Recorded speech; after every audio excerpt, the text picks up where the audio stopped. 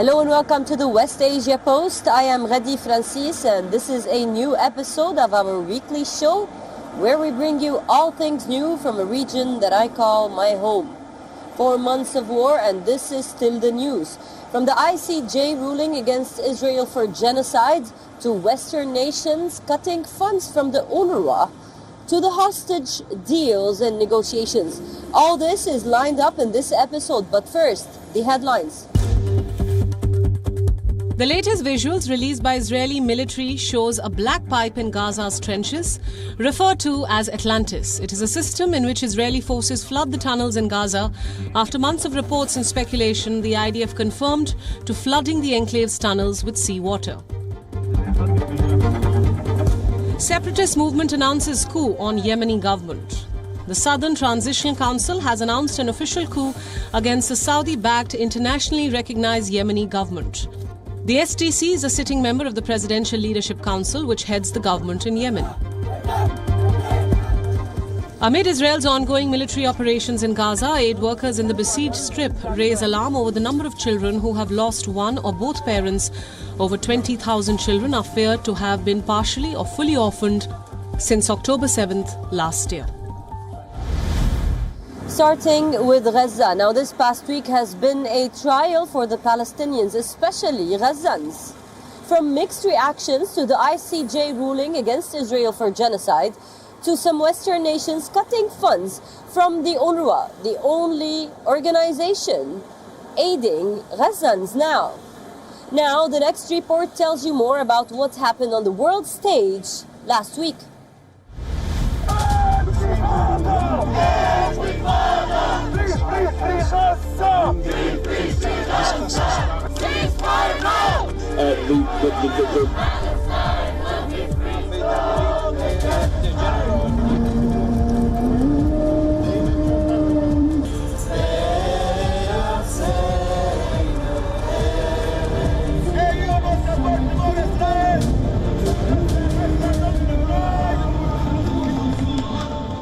These were the scenes outside the International Court of Justice on a cold winter morning of January 26th, when hundreds rallied outside the World Court, waiting for the verdict on South Africa's case of genocide against Israel.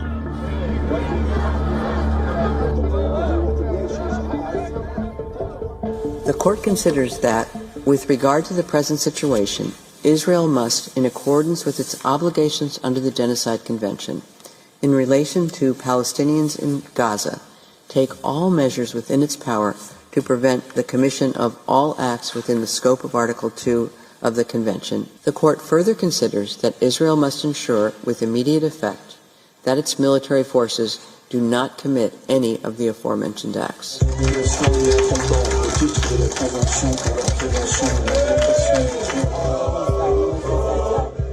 The interim ruling drew mixed reactions from world leaders and commoners alike. Israeli leaders dismissed the verdict, yet again calling for Israel's right to self-defense.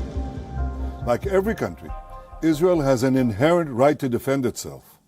The vile attempt to deny Israel this fundamental right is blatant discrimination against the Jewish state, and it was justly rejected. The charge of genocide leveled against Israel is not only false, it's outrageous, and decent people everywhere should reject it.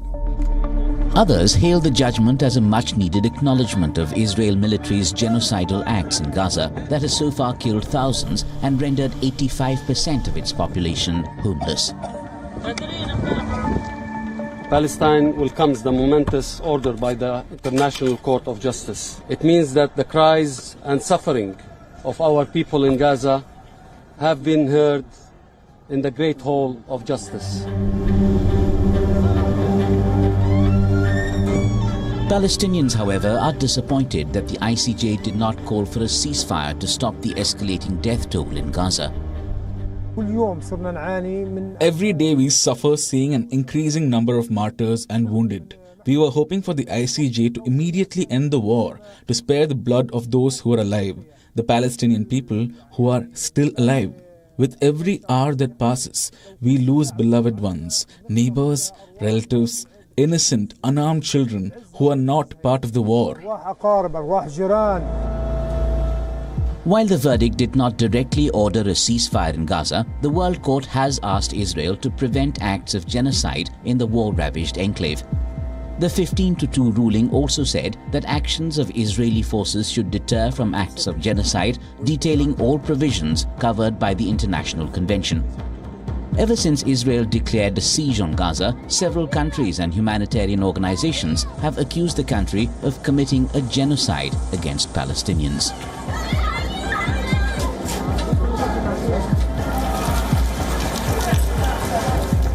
The world had barely just analyzed the interim ruling and its ramifications when Israel dropped a bomb of an accusation against the UNRWA, claiming that some UN volunteers in Gaza had links to Hamas October 7 attacks. What promptly followed was several Western nations pulling out their funding to the humanitarian organization.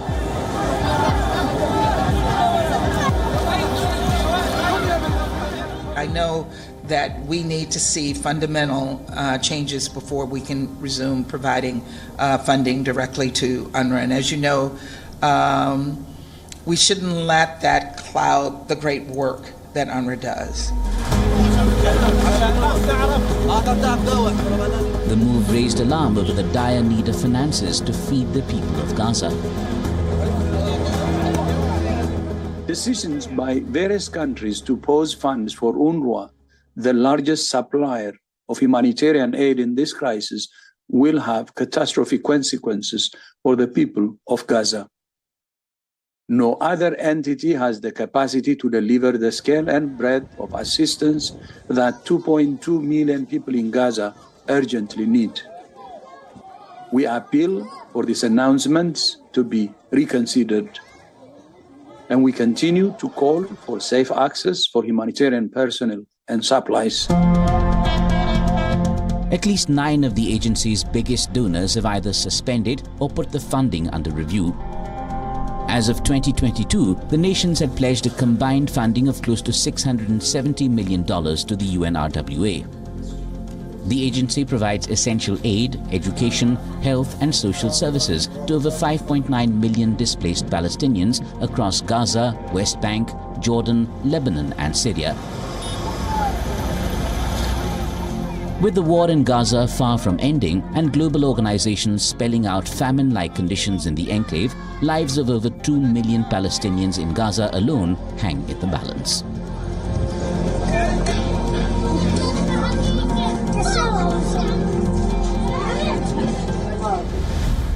Now, the hostage deal has seen months of back and forth on the negotiation table. And the epicenter of the demands is a permanent ceasefire in Gaza. Now, where do these negotiations stand? Our next report will tell you more. The diplomatic corridors of Qatar remain busy. Months of back and forth and hectic negotiations later, the Israel-Hamas hostage deal is still precarious.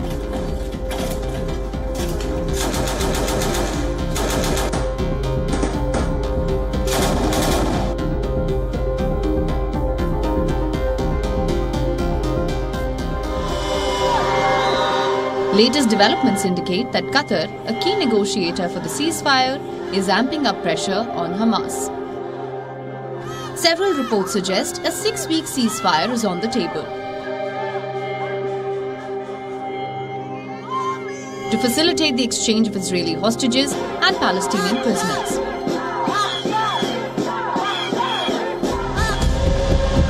However, the militant group has shot down any such claims by Qatar, refusing any preliminary confirmation on this deal with Israel. Qatar's officials now say that Hamas has received the deal positively, but is yet to accept it. The deadlock still persists. Hamas wants Israeli troops out of Gaza and all Palestinian prisoners back home. But Israel's Prime Minister had made it clear that pulling out of Gaza will not happen until their goal is achieved.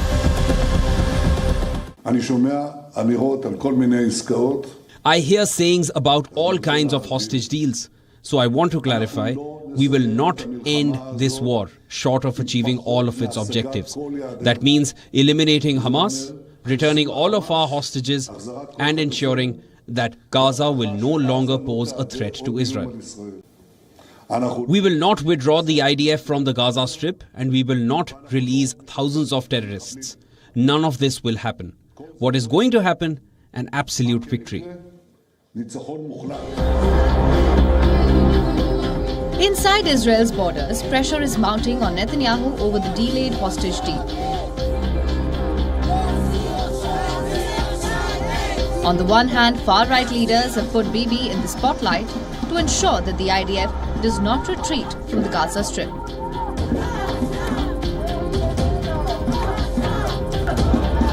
Ben-Gvir, who has previously made headlines over his remarks inciting genocide of Palestinians, leads the charge against Netanyahu. Today, everyone already understands that fleeing brings war, and that if you don't want another October 7th, you have to return home to control the territory. But it's not just political pressure that plagues the Prime Minister's already delicate position. Families of hostages and hundreds of Israelis have been long protesting against the Israeli government to bring the captives back home. That there was a clear demand of the permanent ceasefire ahead of the negotiations, which I believe that we moved from that place to a place where it has potentially might lead to a ceasefire permanently in the future. And this is what we are all aiming for, because we've seen also the suffering of the people in Gaza, and we've seen the amount of destruction over there. We miss them, that we won't rest until they are home. Them specifically, Gali and Ziv, and all the hostages. This is the mission of our life, and we won't stop. And we love them very much. Hostages who were freed in November have also been leading the charge, urging Netanyahu and the war cabinet to take a deal.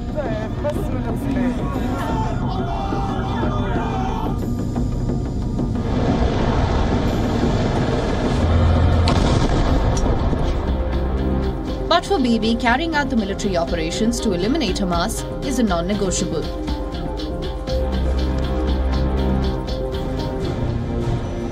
Should the 6-week ceasefire be agreed upon, what still remains unclear is the fate of Gaza after the truce expires.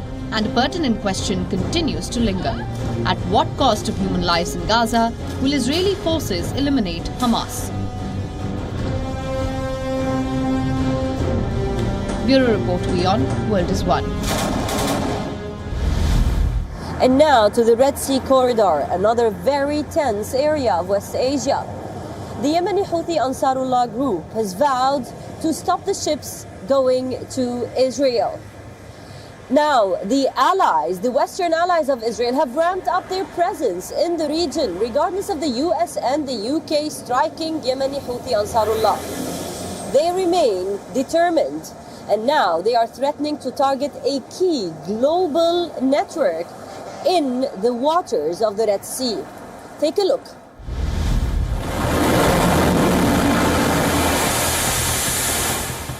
US and UK's joint strikes have done little to unnerve Yemen's Houthi rebels.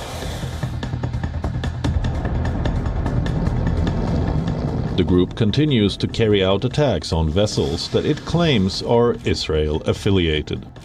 And in the midst of simmering tensions, a new global threat has yet again resurfaced from the Red Sea corridor. The Gulf International Forum's report reveals that the Houthis may be looking to target the critical underwater cables. The intricate network of fiber optic cables pass through the Bab al-Mandeb Strait. Given the Houthis' stronghold in parts of Yemen close to the coast, the rebel group sits at a critical juncture, making it geographically very easy for them to damage the undersea cable network. In December last year, the Iran-backed group published a map showing networks of submarine communication cables passing through the Red Sea, the Mediterranean Sea, the Arabian Sea, and the Persian Gulf. Should the Houthis decide to make these very cables their next casualty, 95% of the world's digital communication infrastructure will be damaged. The cables facilitate most of the world's data flow. As much as $10 trillion worth of financial transactions are supported by the network every day. While the intent of the Houthis remains beyond doubt, many consider the chances of an underwater attack slim. The rebels might have no trouble keeping tensions high on the surface of the Red Sea, but they lack the military sophistication and technology for carrying out the attack. The group, despite its influence in Yemen, does not have a highly trained navy. However, with the passage of time, there remains a possibility of divers carrying out a mission to damage the cables. Especially in areas around the Gulf, where the water is as shallow as 100 meters. With the war spilling over into the Red Sea and Israel's Western allies sending their naval task force to combat and target the Houthis, the group has been carrying out active recruitment drives to prepare for a fight on land as well.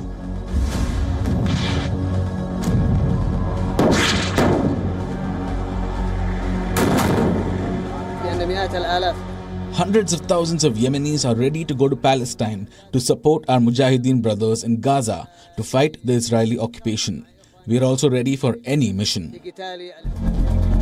For the Houthis, be it land, water or air, the mission remains the same. Seize Israel's military aggression in Gaza and allow food and water into war-ravaged Gaza.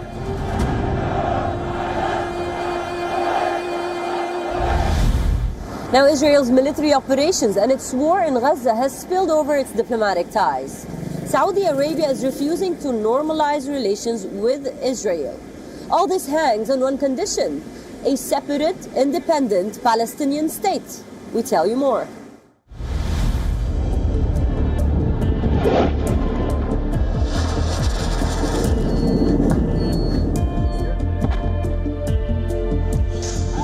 Until the morning of October 7th, normalization talks between Israel and Saudi were going on steadily. But then a deadly attack unfolded.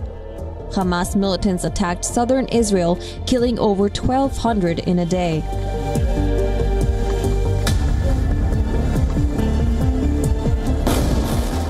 Israel declared a war against Hamas and vowed to annihilate the group. As a result, US-led negotiations hit a roadblock.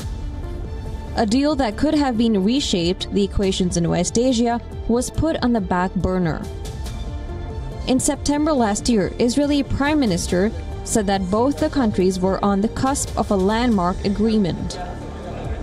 The Saudi Prince Mohammed bin Salman also said negotiations were going on steadily. Saudi was ready to follow the footsteps of UAE, Bahrain, Morocco and Sudan, which earlier restored ties with Israel. It seemed willing to give up even on Palestine's aspirations for statehood in exchange for a defense pact with the US. But the war, which has killed over 25,700 in Gaza, led to a rethink of Riyadh's policy. Now restoring of ties has become conditional.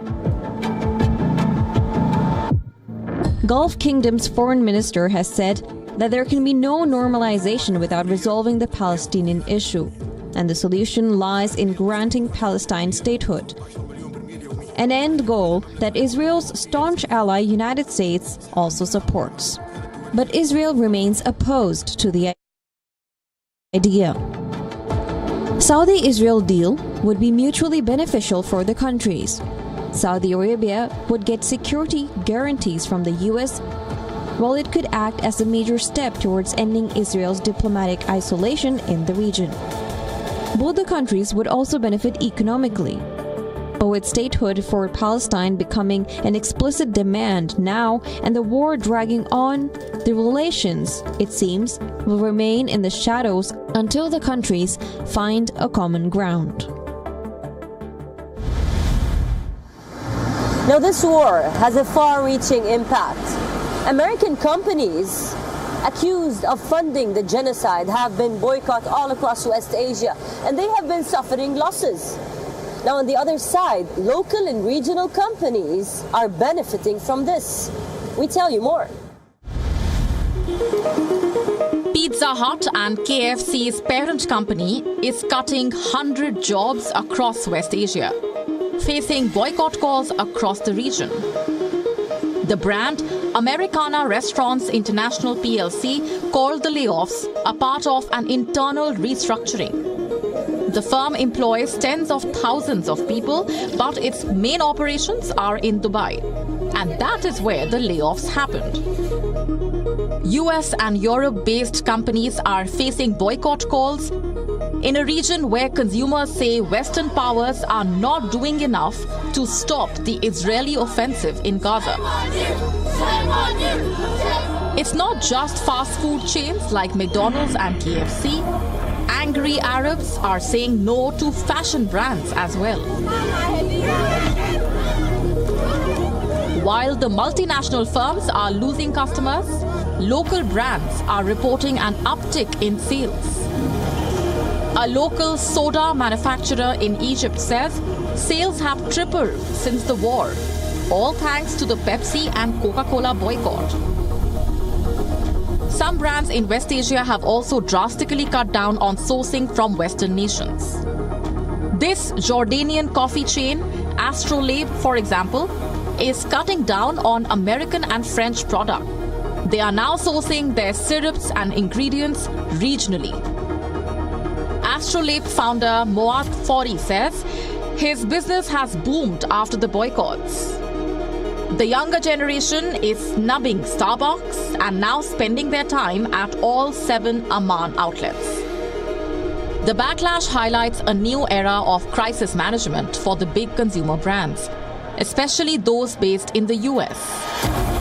The emotional Arab consumers have linked government policies to capitalist businesses. Many of the impacted companies have issued neutral statements to emphasize their apolitical stance, but those statements are falling on deaf ears.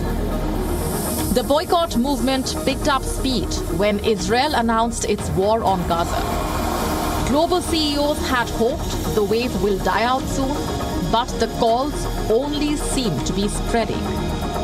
Not surprisingly, in this age of consumerism, the marketplace is the latest front in this war. Brands are synonymous with identities.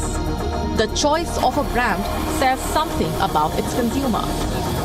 For the youth, affinity with a brand is not just about quality, but also about the behaviors that the brand aligns itself with and the role it plays. That's all we have for you on this episode of the West Asia Post. I will see you next week with a brand new lineup, always bringing you the most recent updates, news and ground reports from the world's most volatile region.